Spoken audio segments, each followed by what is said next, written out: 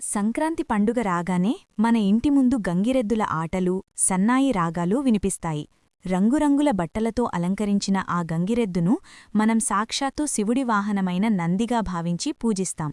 కాని అసలు ఆ నంది భూలోకానికి ఎందుకు వచ్చింది, శివుడు నందికి ఇచ్చిన ఆ వింత శిక్ష ఏమిటి అనేది తెలుసుకున్నాం.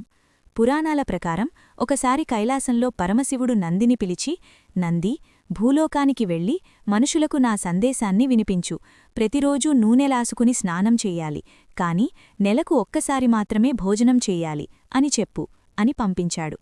నంది భూలోకానికి వచ్చి అందరినీ పిలిచి ఆజ్ఞను చెప్పే సమయంలో పొరపాటుపడింది. శివుడు చెప్పింది ఒకటి, నంది చెప్పింది మరొకటి. మనుషులారా, ప్రతిరోజూ భోజనం చెయ్యండి, కాని నెలకు ఒక్కసారి మాత్రమే నూనె స్నానం చెయ్యండి అని శివుడి పేరుతో ప్రకటించింది నంది. తిరిగి కైలాసానికి వెళ్లిన నంది జరిగిన విషయం చెప్పగానే శివుడు ఆగ్రహించాడు. నంది, నీవు చేసిన ఈ చిన్న పొరపాటు వల్ల భూమిపై ఆహార కొరత ఏర్పడుతుంది. మనుషులు ప్రతిరోజూ భోజనం చెయ్యాలంటే ఇన్ని ధాన్యాలు ఎక్కడినుంచి వస్తాయి? నీవే వెళ్ళి ఆ తప్పును సరిదిద్దుకోవాలి అని ఆజ్ఞాపించాడు. నీవు భూలోకంలోనే ఉండి మనుషులకు సహాయపడుతూ పొలాలు దున్నుతూ పంటలు పండించడంలో రైతులకు తోడుగా ఉండు అని శిక్ష విధించాడు శివుడు.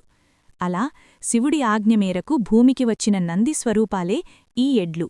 అందుకే సంక్రాంతి పంట చేతికి వచ్చినప్పుడు తమకు పంట పండించడంలో సాయపడిన ఆ మూగజీవాలకు రైతులు కృతజ్ఞత తెలుపుతారు. గంగిరెద్దులను అందంగా అలంకరించి ఇంటింటికీ తిప్పుతూ ఆ నందిని గౌరవిస్తారు.